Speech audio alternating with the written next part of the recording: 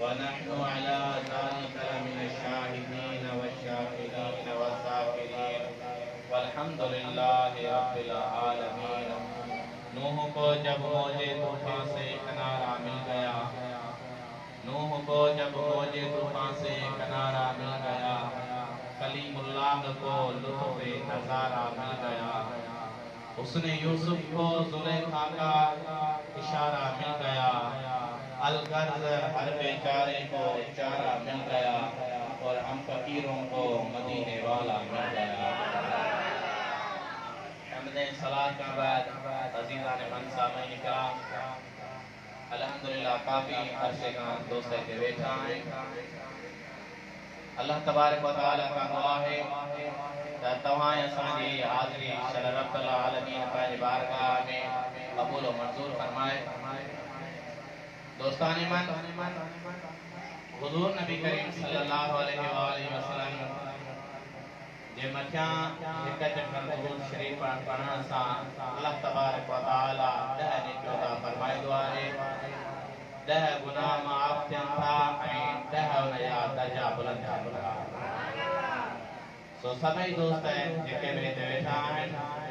त आक़ाए इनामदार सल्लल्लाहु अलैहि वसल्लम जे मीलाद जी महफ़िल आहे। इन मीलाद जी महफ़िल खे अॼु उन ई सरवर कौनैन सल्लल्लाहु तआला अलैहि वसल्लम जे सलात खां सींगारियूं, हेॾो न भलो थींदो जो तूं असांजो छुटकारो थींदो, मदीने वारो मीर राज़ी थींदो, रब असांखे पंहिंजो प्यारो कंदो। जंहिं जंहिंखे अल्लाह ताला ज़बान ॾिनी आहे हिकु दफ़ो मुंहिंजे मदीने वारे मीर ते दुरूद शरीफ़ पढ़े, सल्लल्लाहु अलैका या रसूल अल्लाह वसल्लम अलैका या, चओ सल्लल्लाहु अलैका या रसूल अल्लाह वसल्लम अलैका या। प्यारा अज़ीज़ो बुजुर्गो दोस्तो, अल्लाह ताला पंहिंजे पाक कलाम में इरशाद फरमायो त अम्मा बिनिअमति रब्बिका फहदिस, ऐं जॾहिं तव्हांखे रब जे तरफ़ खां का नेमत मिले उन ते तव्हां ख़ूब ख़ुशियूं मल्हायो। सूरत 20 सिपारे जी सूरत दोहा उन जी आख़िरी आयत आहे। रब जे तरफ़ खां जेके नेमतूं इंसान खे मिलनि थियूं उन्हनि जो शुमार असां करियूं त नथा करे सघूं, छो त हुन मालिक जो पंहिंजो ई फरमान आहे त वइन तउदू नेमतल्लाहि ला तुहसूहा, ए इंसान अगर जे करे तूं मुंहिंजे ॾिनल नेमतुनि जो शुमार करे ॼण पा करे त उहे करे नथो सघे जो मां रब जो तुंहिंजे मथां एॾियूं नेमतूं नाज़िल थियल आहिनि। ऐं वरी ईअं बि फरमायो अथसि त बेशक आउं तव्हां खां हर हिकु नेमत जो हिसाब वठंदुसि, सुम्मा लतुसअलुन्ना यौमइज़िन अनिन नईम, तव्हां खां हर हिकु नेमत जो हिसाब किताब थींदो। रब जे तरफ़ खां असांखे औलाद मिलियो, इहा रब जी नेमत आहे। वालिदैन असांजा हाल हयात आहिनि ऐं उहे सही सलामत आहिनि, तंदुरुस्ती वारे उन्हनि खे रब ताला सेहत अता फरमाई आहे, ज़िंदगी अता फरमाई आहे। औलाद जे लाइ इहा बि नेमत आहे। रब के इंसान खे औलाद थो ॾे त इहा बि नेमत आहे, धीअ ॾे पुटु ॾे इहा बि नेमत आहे। जेकॾहिं उनखे दुनियावी लेवल सां उनखे कारोबार वग़ैरह कुशादो थो फरमाए त इहा बि रब जी नेमत आहे। हालांकि ये सभई नेमतूं हिकिड़े पासे, पर कॾहिं बि रब ताला ईअं न फरमायो त माना हीअ बि तोखे नेमत ॾिनमि, इहो मुंहिंजो एहसान अथई, हीअ बि तोखे नेमत ॾिनमि, इहो तुंहिंजे मथां मुंहिंजो एहसान आहे, हीअ बि नेमत ॾिनमि, इहो बि एहसान आहे। पर कॾहिं बि रब ईअं न फरमायो हता कि जंहिंमहिल तूं ई असांजे आका व मौला हज़रत सल्लल्लाहु अलैहि वसल्लम जो वारो आयो, रब ताला दुनिया में जॾहिं आका खे मबऊस फरमायो त रब ताला फरमायो त लक़द मन्नल्लाहु अलल मुमिनीन इज़ बअस फीहिम रसूलन रसूला इंसान मो तो के आना कणियो नेमत अता फरमायो है ऐ मो ये भी फरमायो है तब इन तू नेमत अल्लाह ला तो सुआ जे करे तो मुझे नेमत जे शुमार कंदे त करे न सकदे पर हिकड़ी नेमत मा रब तो के एडी दिनी है जो वो मो तुझे मना वरु एहसान कयो है कदे बि तारीख में ये ना है जो के जो महबूब के देख दिनो जे पर यो रब सा गुनाहगारन जे मथा करम कयो है जो रसूलन जो सरदार तो असा के अता फरमायो या रब जी नेमत है या ना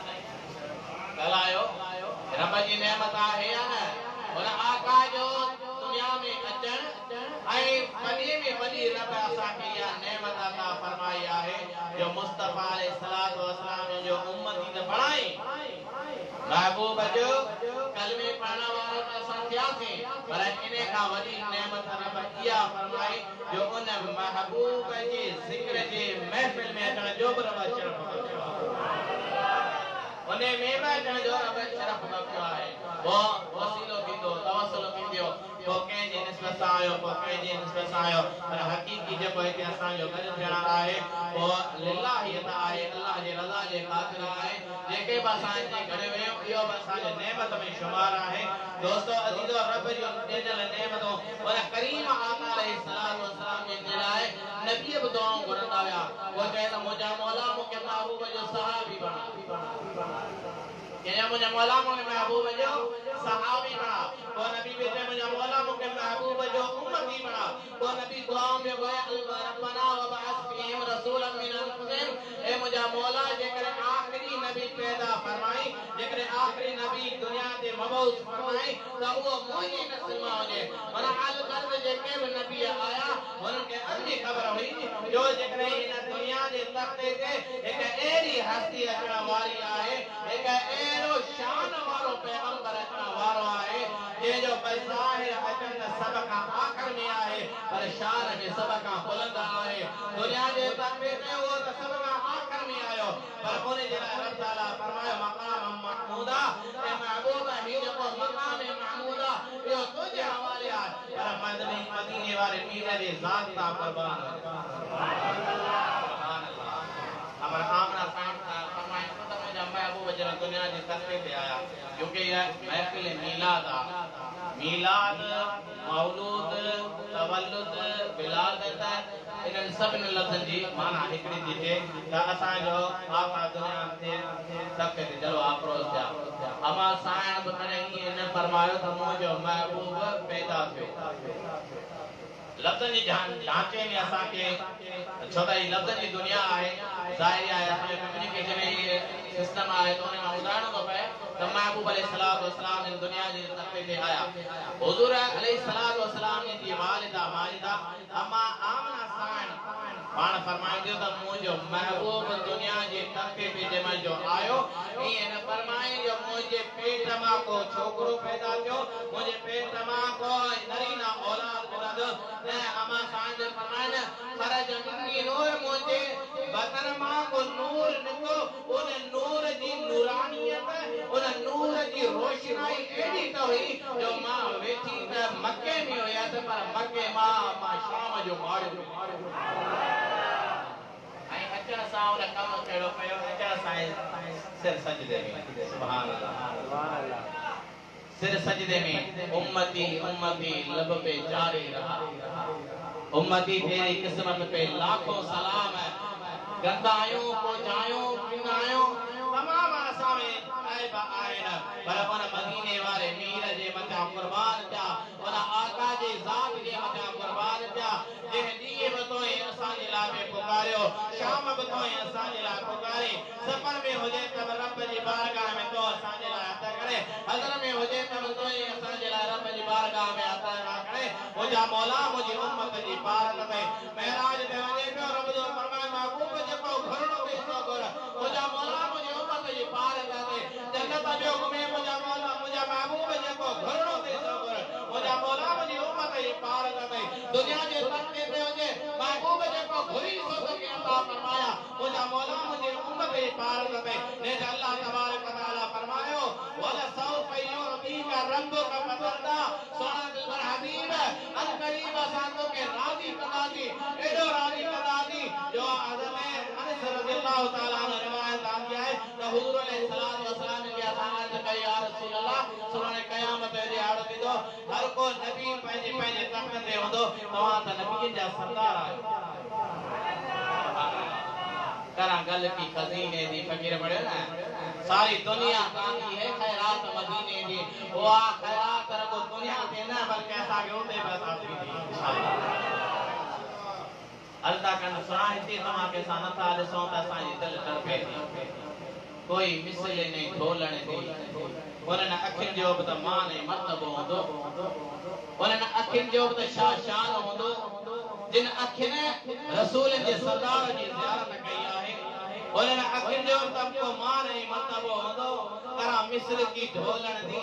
चुप कर महरे अली ते चार नहीं ढोलण दी महरे अली शाह जे मल महबूब जो चेहरो अनवर ॾिठो त पंहिंजो कलम बि जवाब ॾियो कागज़ बि जवाब ॾिया एक ही लगन ते मजबूर थियो त करा मिस्र की ढोलण दी चुप कर महरे अली इते चार नहीं ढोलण दी वरी के सिंधी वारे ॾिठो हेॾे होरे नज़र फेराए ॿिया बि सुहिणा ॾिठई ॿियनि जो बि शान ऐं मर्तबो ॾिठई पर जंहिंमहिल जो मिसाल पेश करण लॻो मदीने वारे मीर जी ज़ात ते आयो चयो त महबूब जहिड़ो मिसाल बि नथो मिले महबूब जहिड़ी सीरत बि नथी मिले त महबूब जहिड़ी सूरत बि नथी मिले जो मां खणी मिसाल ॾियां दुनिया वारा जंहिंमें तव्हां वटि मुस्तफ़ा जो को मिसाल हुजे त पेश कयो मुंहिंजे महबूब जो मत मिसल को नहा जे न थई भल पग भला पेश कर वो तो चैलेंज तो करे पर जब बड़ा जिक्र तो के पक्का ना है तुम भले गोल वाला को पक्का ना है सर्च करे वरी कोई मुके बुधा मुझे महबूब जो मत मिसल को ना जे न थई पग भला पेश कर सोने नंगे तार निर्मल नबील हुदा जेड़ो बियो मुस्तफा पेश कर चात फरमायो तस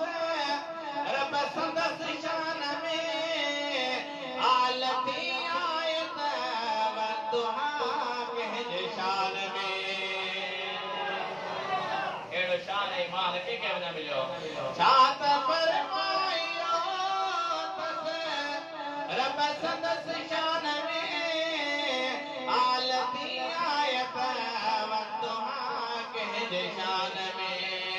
एड़ो मुरसल महबूब माहे लगा जे बियो आहे पेश कर हज़रत अनस रज़ियल्लाहु ताला अन्हु फरमाए सोना दिलबर हबीब क़यामत जे न्यारे सभन नबियन के वला होदा मिलदा पर तव्हां त नबियन जा सरदार आयो वो तव्हां के अल्लाह ताला तमाम नबियन का बुलंद मर्तबो अता फरमाए दो उन टाइम ते असां तव्हां के किथे ॻोल्हींदासीं जो हिते तव्हां के अखियूं जेसी नथियूं ॾिसंदड़ से सुख नथो अचे चैन नथो अचे दिल के इत्मीनान नथो अचे मुझे मदीने वाले मीर फरमायो ए मुझा सहाबियो अगर ये करे मुके ॾिसणो त महशर जे मैदान में न मुके नबियन जे तख्तन ते ॾिसजो न मुके सिद्दीक़ जे लिस्ट में ॾिसजो न मुके शहीद जे लिस्ट में न ॾिसजो न मुके वलीअ जे लिस्ट में न ॻोल्हिजो ए मुझा सहाबियो अगर जे करे मुके महशर जे मैदान में ॾिसणो त मुझे गुनहगार उम्मत जे विच में ॾिसजो सुभान अल्लाह उम्मती लब पे जारी रहा उम्मती लब पे जारी रहा उम्मती तेरी किस्मत नथो कराए उम्मती तेरी किस्मत खुदा कोयो आका नेमत आहे या न कला वो महबूब नेमत आहे या न रब जो कलाम तो फरमाए व अम्मा रब्बिका फहद्दिस वली बीजा के अल्लाह तआला चाहे फरमायो इन्ना अरसलनाका शाहिदन व मुबश्शिरन व नज़ीरा ए महबूब बेशक असां तव्हांखे मोकिलियोसीं गवाह करे मोकिलियोसीं निजारी कर मोकिलियोसीं त तव्हांखे जहन्नम जी बाहि कान ॾियारियो राति ही असां रुजो कना साइनंदा रुजो कयो हे असां बदन साइनंदा दो मुझे मलबानो पंहिंजे रब जे करीब थींदो आहे पंहिंजे अकमल हाकिमीन जे करीब थींदो आहे आवाज़ ईंदो आहे फज़कुरूनी अज़कुरुकुम वश्कुरूनी वला तकफुरून बाना पोइ मूंखे यादि कर त मां अकमल हाकिमीन तोखे यादि कयां तो दोस्तों अजीजो ये मुझे आका जी नेमत जो सदको आहे एकड़ा रब ताला असा के नेमत अता फरमायो ए जके बसाए जिस्मानी आजा मिलिया आहिन इन सा जे करे असा वो गुनाह जो अमल कनासी दरिया संगे सदा देनी आहे दया जी सदा भुगतासी पर जे कर मुझे मदीने वारो मीर जका संगे नेमत मिलियो आहे ओ हेते बा संगे रहमत बनदी आयो आहे त हुते बा संगे रहमत इरशाद आए त वमा अरसलनाका इल्ला रहमतल लिल आलमीन वमा अरसलनाका इल्ला रहमतल लिल आलमीन महबूब न मोकिलियो असां तव्हांखे बल्कि जहान जे लाइ रहमत बणाए मोकिलियो थे हाणे पे असांखे इहा त ख़बर आहे त जहान घणा असां नामूमन बाबा वही जान बि हो जान हिकिड़ो आलम नवा वारो हुयो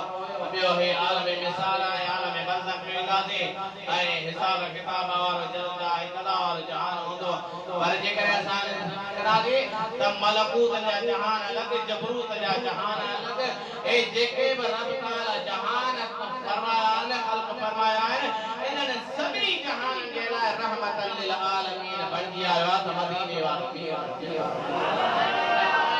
जहान जे लाइ रहमत वारो बणिजी आयो बल्कि शैतान जे लाइ रहमत बणिजी आयो उन्हें के ऊपर थप्पड़ लगंदो हुयो महबूब अलैहिस्सलाम जी बारगाह में आयो त ए अल्लाह जाने ते के ऊपर थप्पड़ दो रोजाने लगे सुबह जो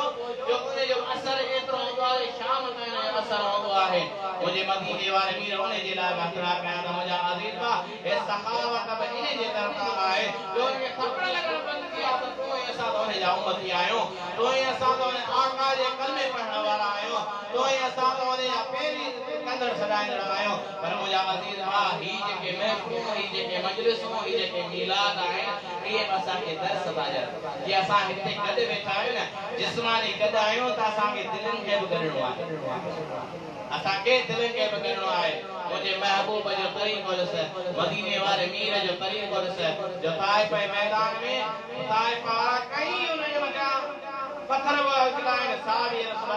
या रसूलुल्लाह सल्लल्लाहु अलैहि वसल्लम अगे नबी के जे करे उनन जी उम्मत में ईज़ाय होयो त उनन हथड़ा खया हा त उनन जे मथा अज़ाब अचिया तवा त नबी जा सरदार आयो मुझे महबूब फरमायो आम बात खड़ा तो तवा आमीन चओ आम बात खड़ा दो तवा आमीन चओ मलाइका जिब्रील भी ना या रसूलुल्लाह सल्लल्लाहु अलैहि वसल्लम अगर जे करे इजाजत हो जे त असा ही जे के बिन पहाड़ जे विच में कौम वाला आयो कई पहाड़ पाण में मिलाए कयो पर अल्लाह जे नबी फरमायो तवा रहमतल लिल आलमीन बणजी आयो आया मां दुआ तो करा तवा आमीन चओ महबूब अलैहिस्सलाम ने हजरा कया मुझा मौला इन्हनि मूंखे सुञातो न इन्हनि सुञाण जी तौफीक अता फरमा वो जिन सुञातो तो सिद्दीक़ अकबर बणजी वियो जिन सुञातो तो फारूक आज़म बणजी वियो जे सुञातो तो उस्मान ज़िन्नूरैन बणजी वियो जे सुञातो तो शेर खुदा बणजी वियो इन महबूब जे दरवाज़े ते जेको आसाइल आयो आहे वरी खाली न वयो आहे छो त रब ताला जे तरफ़ां नेमत आहे ऐं हीअ उहा जामे नेमत आहे जो हुज़ूर अलैहिस्सलाम दुनिया वाला कई सवाल पिया कर को कहिड़े क़िस्म जो सवाल करे को कहिड़े क़िस्म जो सवाल करे हज़रत इमाम हुसैन अली मकाम सुभान अल्लाह नबी जे बचन जी शान वणे तो ॻाल्हायो नबी जे बचन जी शान वणे तो छा लाए तो छंडी छो हथो के छा न मिलियो अल्लाह जे महबूब जहिड़ो जान मिलियो छा लाए तो खंडी छो हाथों के जान मिलो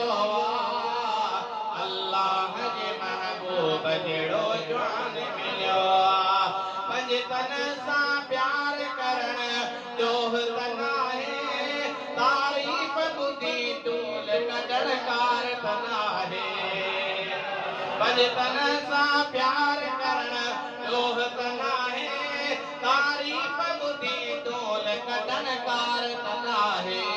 जस कह जे मुहाबे में कुरान मिलो जस कह जे मुहाबे में कुरान मिलो अल्लाह जे महबूब जेड़ो जान मिलो कद आसा दर में त मदीनो में करीबा मेरे हर में भी कुछ खैर समूह जेड़ो गरीबा गुलाम नबी मैसर रहमतुल्लाह अलैह अल्लाह ताला उनकी जन्नत में जाए अता फरमाए और वो आशिक रसूल थी गुजरिया है इंतहाई गरीब आए सभा जड़ो एकड़ो हमरा आयो लाड़ जी साज का लाड़ का आयो ऐ जी पेड़ में पूछा के नहीं सिंध में मशहूर आहे वडो नाम दुकान आहे इन जो नाम झर जंग में खास तौर ते बहराड़न ने शहर में पढ़ियो दियो वञे इन जी शायरी इहो को वडे पाए जो को आलम होंदो वडा के बीगो शिंगो होंदो त वडा बंगला होंदा त अची मेहर जी शहर में पूछा के साईं मूंखे हाजी गुलाम नबी मैसर सां मिलणो आहे के मांडे के आए के दुकान वाले इत्तेफाक ना हाजी साहब को ता सामान पे हाजी साहब पूछा के वाडे खबर किथा आयो आहे के साईं मां 36 काम परे आयो है थारो काई जगह आयो है सो तव्हां जी ज़ियारत जे लाए ना पंजो तार तो साईं न करायो हाजी गुलाम नबी मैसर जी ज़ियारत जे आयो है या भाई मिला तो हिते रोलो किने किने मिली वे तो मां सजे दो अचा गोडड़ी बदरे पे ऐसे इंतहाई सादो वापस आयो जग हथमिया है गिलास हथमिया है लस्सी खणी उन के दे बला बाए लस्सी में जे साया तो हां लस्सी करे के आयो मुके अना पंध बकणो आयो वापस वणो आहे उन आशिक रसूल जी ज़ियारत करनी आहे जेको के बाबा तो लस्सी वसी पी सजो रात में मिली विंदो तो के परेशान न थी एवा सब पे थारा है प्यारे उनका बाद में होना पूछा के बाबा के सामने दे ए साईं हाजी गुलाम नबी मैसर सामने असा जे सिंध जो तमाम मशहूर सनाकार है हुजूर जी शायरी तमाम प्यारे पढ़दो आहे आए उन्हें बंगलो किथे आहे या बा वो मैसर तमाम करीब आहे तो सामू वेठो आहे दिसी करे परेशान हो गए इन जी जका शायरी आहे सामा मदीने में बोलती आहे इन शायरी पूरे पाकिस्तान में करे ऐ ही इन हालत में कहना है इन हालत में मुझे महबूब मुझे कबूल कया जो रोज रोज ये ख्वाब में ज़ियारत फरमाया रख आस अंदर में दमदीनो में करीबा मैं हर में तो खुश खैर समो जहरो करीबा शहनशाह मदीना जे करे छान मिलियो अल्लाह जे महबूब जेड़ो जान मिलियो अल्लाह जे महबूब जेड़ो जान मिलियो हज़रत इमाम हुसैन आली मकाम उनरा करे हातम का ये दो अची मिलियो के बुधो आहे त तुंहिंजो नानो वली सखी आहे तुंहिंजो नानो सखी आहे मुंहिंजा मुंह बुधो आहे तुंहिंजो नानो सखी आहे के भला तुंहिंजे नाने का सखावत बुधा चेने मुझे नाने ये सखावत या दरवाजा कई आहिनि के मां अटो मिले के मां चांवर मिलने के मां कपड़ा मिलने के मां केश मिले ओ जेके साए लगीदा है जेको उनके वणदो आहे सो दरवाजे ते बीहंदा आहिनि मुंहिंजो नानो हाकिम साहिब उनके अता कंदो आहे पाण हज़रत इमाम हुसैन आली मकाम ने फरमाए पर मां ॿुधा भला तुंहिंजो जेको नानो आहे उन जे दरवाजे ते जेको साए लगीदो आहे हां चक्कर वठी ईंदा आहे न हिकिड़ो चक्कर आहे हिकिड़ो चक्कर जे वरी वापस ॿियो चक्कर जे ॿियो चक्कर आहे हिकिड़ो चक्कर वठी आहे ॿियो चक्कर उनखे न मिलंदो भला ॿुधा त तुंहिंजे नाने जी सखावत कहिड़ी आहे पाण फरमाए त मुंहिंजे नाने मोहम्मद जी सखावत जो दरवाज़ो हिकिड़ो आहे पर जेको साए ईंदो आहे ऐं जेको वंड वठी वींदो आहे क़यामत ताईं ईंदो रहंदो मुंहिंजो नानो उनखे अता फरमाईंदो उन सखी जे दरवाज़े ते वेठा महबूब जे दरवाजे ते वेठा आहियूं व अम्मा बि निअमत रब्बिक फहदिस साहबी रसूल वेठा सुनने में वेठा आहिनि हुजूर अलैहिस्सलातु वस्सलाम जे फज़ाइल जा बयान कनि अल्लाह तबारक व तआला जिब्रील खे मोकिलियो त इनखे सलाम ॾे मुस्तफ़ा अलैहिस्सलातु वस्सलाम जे वटि जिब्रील आयो महबूब अलैहिस्सलातु वस्सलाम साहबनि खां पुछा छा पढ़ी रहिया हो अर्ज़ कई या रसूल अल्लाह असां तुंहिंजी शान पढ़ी रहिया आहियासीं जो उन शान जे करे अल्लाह तबारक व तआला उन्हनि खे मर्तबो ईमान अता फरमायो त दोस्तो व अम्मा बि निअमत रब्बिक फहदिस दुनिया जो सभई नेमतूं हिकिड़े पासे रहमत लिल आलमीन जेॾी नेमत हिकिड़े पासे महबूब जो जलवो उन महबूब जो हुस्न उन महबूब जो दुनिया ते अचण महबूब अलैहिस्सलातु वस्सलाम दुनिया ते वेहण ये सगरापा मौजूदो थी आया इंसान जात जे लाए सिर्फ तू ही असाजे लाए बल्कि पूरी इंसानियत जे लाए एक मशाल राह बन आया जो हुजूर अलैहिस्सलातु वस्सलाम जी हयात तय्यबा के दिसी करे कहीं गैर मुस्लिम है कहीं अंग्रेज है कहीं बिन कौम सा बिन मजहबन सा ताल्लुक रखण वारा उन महबूब जी में जो सीरत पढ़िया हुजूर अलैहिस्सलातु वस्सलाम ने पर उन्हनि जे कलम ये गवाही ॾियनि पिया त दुनिया जे तख़्ते ते अगर जे करे इखलाक वारो आहे त मोहम्मद रसूलुल्लाह आहे जेकर दुनिया जे तख़्ते ते सखावत वारो आहे त मोहम्मद रसूलुल्लाह आहे जेकर दुनिया जे तख़्ते ते आदिल आहे त मोहम्मद रसूलुल्लाह आहे दोस्तो अज़ीज़ो महबूब जे दरवाजे ते आया आहियूं इंशाअल्लाह ताला महबूब जा मीलाद असांखे सबक ॾियंदा त कुल्लु मौलूदिन यवलिदु फितरतुल्लाह हर को जेको ॿार पैदा थींदो आहे फितरत ते हूंदो आहे और अल्लाह तबारक व तआला उन्हनि जे मथां करम नवाज़ी कई आहे जो अॼु तव्हां असांखे कल्ब नसीब फरमायो ला इलाहा इल्लल्लाह मुहम्मद रसूलुल्लाह महबूब जे मीलाद जी महफिल में आया आहियूं ऐं असां हितां सबक खणी वञो जो हुजूर अलैहिस्सलातु वस्सलाम जा उम्मती आहियूं मुंहिंजे मदीने वारे मीर फरमायो त बुग़्ज़ न रखो त असां बुग़्ज़ न रखंदासीं कीनू कढो कीनू कढंदासीं मुंहिंजे मदीने वारे मीर फरमायो त नमाज़ मुंहिंजे अखियुनि जी ठंडक आहे नमाज़ मुंहिंजे अखियुनि जो ठार आहे त असां महबूब जे मीलाद जे महफिल में वोट नथो वठां पर पंहिंजे पंहिंजे हर को नियत करे छॾे महबूब जे मीलाद जी जेका महफिल कई अथसीं घर सजाया अथसीं पंहिंजा स्पीकर लॻायासीं बैनर लॻायासीं पर गॾो गॾु दिल ते बि इहो हिकिड़ो स्पीकर लॻाइणो आहे त इंशाअल्लाह ताला 5 वक़्त नमाज़ी थींदासीं हुजूर अलैहिस्सलातु वस्सलाम जे सुन्नत जे मथां असां अमल कंदासीं असां उहे मिसाली मुस्लमान थींदासीं उहे किरदार सां सीरत जेका असांजी आहे असांजो जेको किरदार आहे असांजो जेको किरदार तमामु घणो अॻिते आहे पर हींअर जेको ॾिसूं था असांजो किरदार असांजे नौजवाननि जो किरदार असांजो पंहिंजो किरदार असां नाले में मुस्लमान थी विया आहियूं पर मुस्लमान नाले मुंहिंजे काल मीम ते बि न आहियूं मुस्लमान नाले मीम ते बि न आहियूं असां वटि वॾनि जो अदब न आहे रहियो असां वटि अबे अमण जो एतिराम न आहे रहियो असां वटि जीजन जो क़दुरु न आहे रहियो जंहिं जीजन जे लाइ मुंहिंजे मदीने वारे मीर फरमायो पंहिंजे जे क़दमनि जे हेठां जन्नत आहे उन असांजे पंहिंजे अबे जो क़दुरु न रहियो जंहिंजे अछी ॾाढ़ीअ वारे जो अल्लाह बि हयात कंदो आहे त असां उन चीर पइजी वेंदा आहियूं त मुंहिंजा महबूब अलैहिस्सलातु वस्सलाम जो हुस्न इख़लाक़ इन्नक लअला ख़ुलुक़िन अज़ीम अब आयशा सिद्दीक़ा रज़ियल्लाहु ताला अन्हा जिन साहब नंद में साईं जा अख़लाक़ छा आहिनि पाण फरमाए छा तव्हां रब जो क़ुरान न पढ़ियो आहे सूरत कलम वञी खोले ॾिसो त मुंहिंजो रब पंहिंजे महबूब जो शान कीअं थो बुलंद करे जो इन्नक लअला ख़ुलुक़िन अज़ीम महबूब जो इख़लाक़ अहिड़ो हुयो जेके नाज़िबा ॻाल्हियूं पिया ॾियनि या ॿिया बि चवनि पर महबूब जे उन्हनि जा सामान पंहिंजे कुरड़नि में खणी वियो हथ में वधे उहा कुरड़ी जिन्हनि जो रस्ते ते पहुची विया अबा मूंखे काठियूं बि खपनि उन नुबूअत वारे फुलनि ते काठियूं बि खणी आणे ॾिनो त अबा मूंखे हीअ शइ बि खपे हीअ शइ पर अम्मा ॿुधायो त सही पंहिंजो मुल्क छाजे लाइ थी चली जे असांजे मके में हिकिड़ो नौजवान आयो आहे उहो नौजवान अल्लाह वहदहु ला शरीक ला आहे हिकु चकर जेको हिते ॾिसे थो त पंहिंजे दीन तां हटियो थो वञे उनजो गुलाम थो बणिजी वञे मां बि पंहिंजो मुल्क छॾे इन करे आई आहियां मथां खां मुंहिंजी बि नज़र पइजी वञे महबूब अलैहिस्सलातु वस्सलाम जे बारे में घटि पूरी वात शुरू करे ॿुधंदा आया आख़िर में जो मोकिलाइण वारा हुया अबा नौजवान ॾे त ख़बर वारा मुंहिंजे रोटड़ी मुंहिंजी लंगड़ी जी केर बि खाइण जे लाइ तयारु न हुयो तूं खणाए आयो आहीं तो काठियूं करे ॾिनियूं तो मूंखे पाणी भरे ॾिनो आख़िर में ॿुधाए त वञे तुंहिंजो नालो छा आहे आखिर में ॿुधाए त वञे तुंहिंजो नालो छा आहे जे अम्मा जेको पूरी वात जे मोहम्मद हिकिड़े तो पंहिंजो शहर छॾियो आहे मोहम्मद मां मोहम्मद पूरी वात तुंहिंजो हिकिड़ो ॾींहुं आयो मोहम्मद आऊं या त दोस्तो अज़ीज़ो ही मुंहिंजे महबूब जो हुस्न इखलाक आहे हेठा तो फरमायो हू चवने तू मच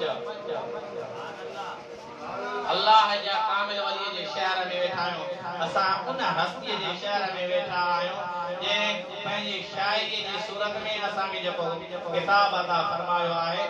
इन खे जे इन सां सम्झी वञो त किथां खां किथे पहुची हू चवने तू मचो ॿिया भले तो चवनि पर उनखे वराए कोन चओ हू चवने तू मचो वाक़अ वराए पंहिंजे वाक मां का बेड़ी ॻाल्हि न कढ जेके अगले जी दिल आज़ारी थे हू चवने तू मचो वाक़अ वराए अगराई करे जो खता सोई खाए जेको कंदो सोई बंदो को छा जे लाइ हाक में रब त ॾिसी रहियो आहे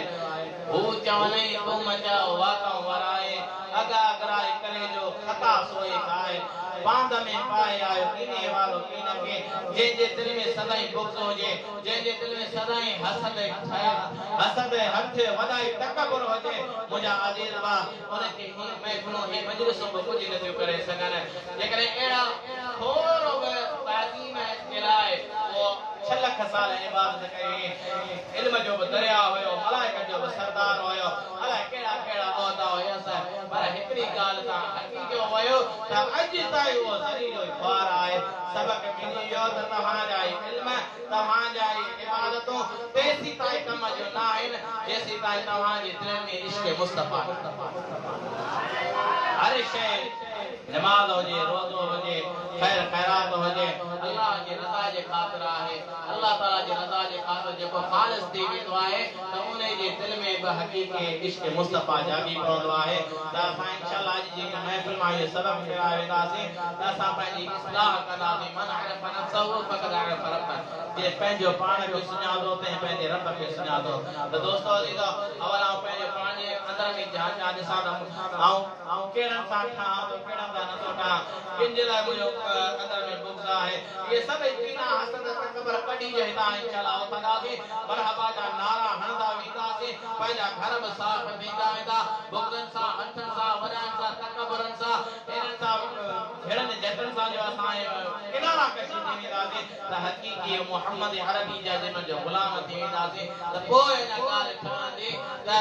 कुझु आऊं बाग वरी जा मता जे खान बलोच त कमीनी मां की न कयो पोइ सुभाणे हिसाब के बाद इंसान हेतिरी ज़िंदगी अता फरमाए छा करनी आहे वो फरमाए त मुंहिंजे मथां कलमो पढ़ियो त तो छा करनी आहे कुझु न खणी अची भला ॿियो कुझु न मुंहिंजी मोहबत न खणी अची ॿियो कुझु न मुंहिंजी मोहबत खणी आहे मुंहिंजी का सुन्नत खणी अची आहे ऐं जवान असांजी सुन्नतों खे महबूब अलैहिस्सलातु वस्सलाम ने जेके मथा सुन्नत ते अमल करण वारा उहो बि को वक़्तु हो जो न्याणी जा रिश्ता कंदा हा माण्हू मस्जिद जे गेट ते बीठा हूंदा पर अॼुकल्ह ॾिसो अॼुकल्ह तव्हां ऐं असां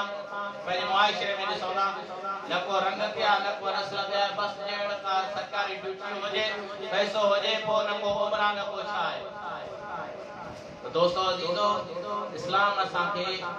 मर्दनि खे जहिड़ा हक़ ॾिना आहिनि जहिड़ा औरतुनि खे या छोकरनि खे आहिनि त जहिड़ा नियाणियुनि खे बि आहिनि इन्हनि सभिनी जे मथां इहो ई त कमाल आहे हुज़ूर अलैहिस्सलातु वस्सलाम जी उम्मती हुअण जो इहो ई त कमाल आहे जो अॻिमें इस्लाम अॻिमें उन्हनि जी छा हालत हुई जो उन्हनि खे ज़िंदा दरगोर करे चईंदा पर मदीने वारे मीर जे अचण सां शान बशान पंहिंजा सिर खणण जहिड़ा पिया त इहो मुंहिंजे आका जो सदको आहे दोस्तो पंहिंजे घर में नियाणी पैदा थींदी त कंद हेठि करेंदा ये सिदा उनके जिंदा दरगोर न करेंदा जिंदा उनके न पुरेंदा पर जंहिंमां मदीने वारो मीर आयो त इल्लल लदीना आमनू व अमिलुस सालिहात आवाज़ आयो त तव्हां मां न कंहिंखे फोकियत आहे न अच्छे के कारे जे मथियां न अमीर के गरीब जे मथियां न अरबी के अजमी जे मथियां त नौजवानो मुसलमानो जंहिंमहिल रब ताला जो इरशाद फरमाए त असांजे बितायो फरमायो राणे बिना राणे वटां रात नौ ॾींहं आयो या कुरान जी आयत आहे फोकियत के काने ये जो सीनो रगो साफ होजे इश्क मुस्तफा वारो हुजे राणे वटा रात नौनिया को आयो लधी बिचाए दातर खाना दात कोन पुछे का साथ के आया से इन जे दरवाजे ते दात ज़ात आहे काने हीर वंदर वारी कोठी जे करे न साफ हो जे त पो हज़रत बाबा बुल्ला शाह रहमतुल्लाह अलैह पढ़ा अंत बहर दी कल नकाई रंगी रंग बनाया जे करे न पंहिंजो अंदर साफ हो जे पंहिंजो पाण खे इंसान साफ करे जे त पो न रब जी जेका तखलीक आहे इन खे ॾिस त पो तोखे सम्झ में ईंदो त कुल सीरो फिल अर्द त पो फिरो दुनिया में घुमो ऐं ज़मीन जो सैर कयो रब ताला जो कुदरत ॾिसो कुल सीरो फिल अर्द पर असां कुदरत केॾा ॾिसो असां पंहिंजो पाण खे नथा ॾिसूं कुदरत जा परे ई शइ आहे पंहिंजो पाण खे त ॾिसूं था अंत बहर दी कल नकाई रंगी रंग बनाया अल्लाह आदमी बनाया रब तो फरमाए त मूंखे तव्हां न ज़मीन में मापे सघो था न कि आसमान में मापे सघो था अगर जे करे मूंखे ॻोल्हणो अथव त मोमिन जी दिल में ॾिसो कल्बुल मोमिन हरमुल्लाह बैतुल्लाह ये तव्हां जूं असां जेके दिलियूं आहिनि अल्लाह वारा छो इन ते ज़ोर ॾींदा आहिनि त तव्हां ज़िक्र कयो अल्लाह जो ज़िक्र कयो दिल सां ज़िक्र कयो दिल ते ज़रब लगायो छो लगायो त तव्हांजी जेका ज़ंग लही थी वञे ये भी बीमारियूं आहिनि साईं हथ तकबर वॾाई इहे जेके आहिनि से असांजी शैतानी जेके बीमारियूं आहिनि इन्हनि जे मथां जंहिंमहिल असांजी क़ुवत रूहानियत वारी जेका हावी थी वेंदी त इंशाअल्लाह ताला नमाज़ में बि असांखे जस मिलंदो दुरूद में बि असांखे मोहबत मिलंदी ऐं ख़ैर ख़ैरात में बि असांखे दिली सुकून ईंदो त महफ़िल मीलाद में बि दिली सुकून ईंदो न कि सिर्फ़ु असां साईं खे राज़ी करण आया आहियूं बल्कि हिते असांखे हू साईं राज़ी थी वियो त हीअ साईं राज़ी उस्तादी जो अल्लाह तबारक व तआला का दुआ है चल रब्बुल इज्जत तवां असां सभिनी खे इन ॻाल्हियुनि में अमल करण जी तौफ़ीक़ अता फरमाए व आखिर दावा अल्हम्दुलिल्लाहि रब्बिल आलमीन सभी दोस्तों की सलात सलाम